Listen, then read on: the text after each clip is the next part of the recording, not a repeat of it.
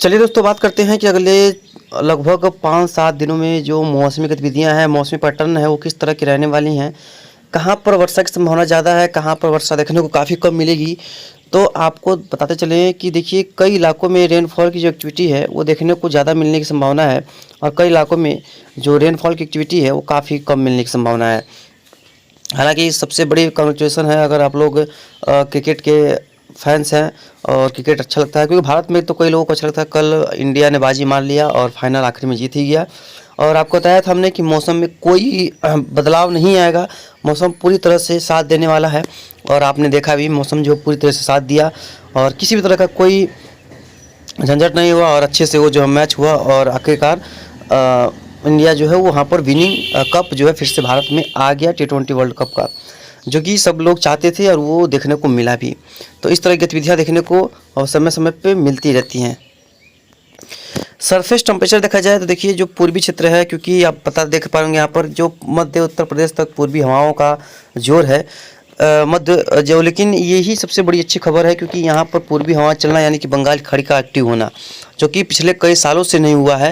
उम्मीद करते रहते थे लेकिन ऐसी संभावना होती नहीं थी। लेकिन देखिए, दोपहर तक ये मौसम गर्म होने की संभावना है कई इलाकों में काफ़ी ज़्यादा, और कल भी जो है मौसम पूरी तरह से गर्म रहने की संभावना रहेगी। और स्ट्रॉन्ग चांसेस हैं कि कई इलाकों में यहाँ पर जो है वो गर्मी का एहसास काफ़ी ज़्यादा देखने को मिलेगा। उसके बाद पश्चिमी हवा का शुरू होगा, उसका फिर धीरे धीरे पूर्वी हवाएं फिर से यहाँ पर आने की संभावना है, जो कि कई इलाकों में वर्षा गतिविधियों को इन्हेंस करने में अपना काफ़ी ज़्यादा हेल्प करने वाली है।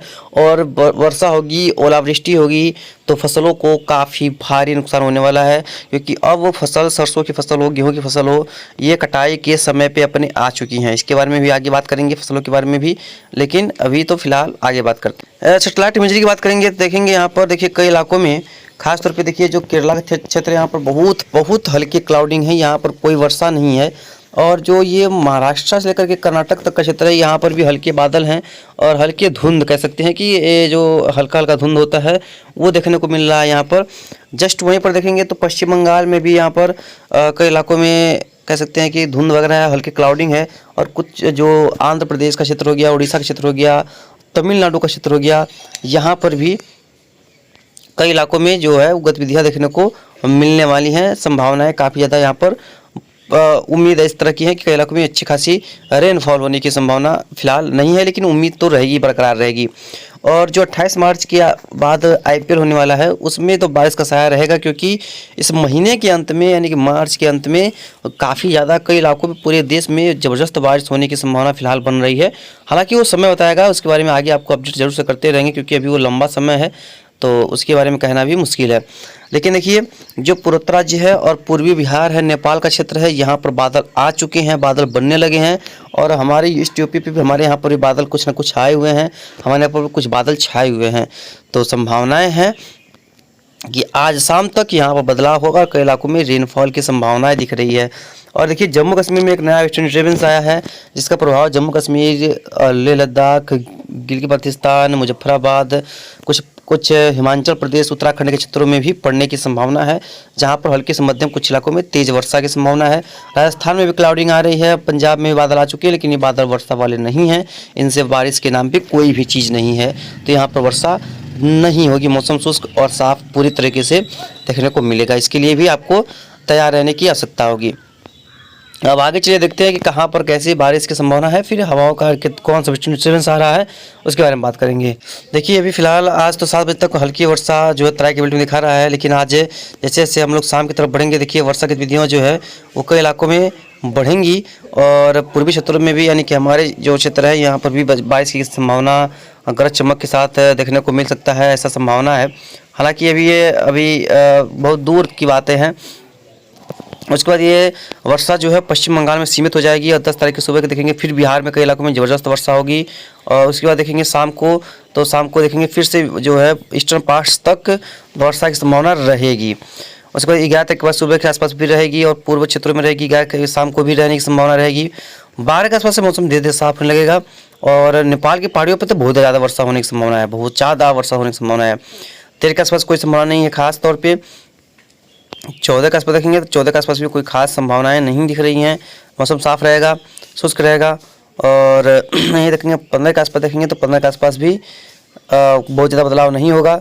लेकिन 16 के आसपास संभावनाएं हैं कि कुछ इलाकों में रेनफॉल की संभावनाओं की जो है देखिए पूर्वी क्षेत्र में फिर बढ़त। बिहार तो इस बार जो है काफ़ी ज़्यादा बाजी मारने वाला है, कई इलाकों में बहुत ज़्यादा नुकसान होने की संभावना है बिहार के क्षेत्रों में। 17 के आसपास देखिए उत्तर प्रदेश में भी वर्षा, बिहार में भी वर्षा, मध्य प्रदेश में भी वर्षा, छत्तीसगढ़ उड़ीसा में भी वर्षा और आंध्र प्रदेश में भी बारिश, पूर्वोत्तर राज्यों में भी बारिश, यानी कि मानसून जैसा माहौल, ऐसा लग रहा है कि मानसून आ गया है। 18-17 के आसपास ऐसा संभावना है। और 18 के आसपास देखेंगे तो 18 के आसपास भी वही देश के कई इलाकों में बारिश, कई इलाकों में ज़बरदस्त वर्षा। 19 को भी देखेंगे तो भाई साहब क्या ही बात करें, मतलब पूरे देश में वर्षा की संभावना दिखा रहा है 19 के आसपास पूरे देश में। 20 के आसपास फिर वर्षा, यानी कि रेन की, अरे भाई साहब ये क्या है यार, समझ के परे देख पाएंगे आप। मतलब कि क्या ही कह सकते हैं कि इतना ज़्यादा वर्षा अगर हो जाए तो भाई नुकसान से अलावा कुछ होने वाला तो है नहीं। 22 के आसपास भी वही कंडीशंस हैं। 23 के आसपास भी फिर एक वेस्टर्न डिस्टर्बेंस आ रहा है, मतलब कि ज़बरदस्त वर्षा होने की संभावना दिख रही है भाई। देखिए हमारे पे क्लाउडिंग दिखा रहा है, क्लाउडिंग वास्तव में भी यहाँ पर है और यह शाम तक बनी रहेगी और उम्मीद है कि शाम तक यहाँ पर बारिश की संभावना भी रहेगी और कल सुबह भी रहेगी और कल शाम को भी रहने की संभावना रहेगी। 11 के आसपास देखेंगे तो 11 के आसपास भी रहने की संभावना है। दिन भर यहाँ पर बादल रहेंगे हमारे यहाँ पर भी और कहीं कहीं पर वर्षा होगी।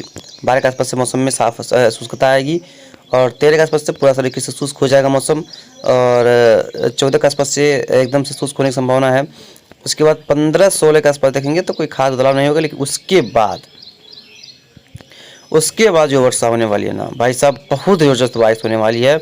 कई इलाकों में जो है वो रेनफॉल का जो है भंडार आने वाला है, जो कि खतरनाक के अलावा कुछ भी सही नहीं है, ये याद रखिएगा।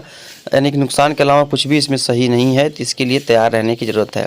अब देखिए, अब जब ओलावृष्टि होगी, बरसात होगी, क्योंकि इसमें फसलें पकने की अवस्था में हैं, यानी कि फसल लगभग कई इलाकों में पक चुकी हैं। कई इलाकों में देश की स्थितियाँ ये है कि अब उसको अंदर करना है, जो साफ़ सफाई करवा के, तो ये खतरे का घंटी है। यानी कि ओले गिरेंगी, फसलें काली पड़ जाएंगी, खराब हो जाएंगी। लेकिन अब देखिए प्रकृति के आगे किसी का कुछ चलने वाला तो है नहीं, इसीलिए सबसे पहले तैयार रहिएगा। फसलों को बचाने का पूरा प्रयास करें आप लोग और जितना जल्दी हो सके। अभी तो फिलहाल यूपी बिहार में ही है, तो बाकी क्षेत्रों में आप लोग फसलों को अगर हो पाए तो निकाल सकते हैं। तो यूपी बिहार के लिए तो अब क्या ही कर सकते हैं, लेकिन खासतौर पर बिहार के लोग, ज़बरदस्त बारिश आने वाली है भाई। इसके लिए पहले से आप लोगों को तैयार रहने की ज़रूरत होगी। बाकी जो भी होगा इसके बारे में आपको आगे अपडेट करेंगे। फिलहाल इस बुलेटिन में यहाँ तक इतना ही। जय हिंद, जय भारत, नमस्कार।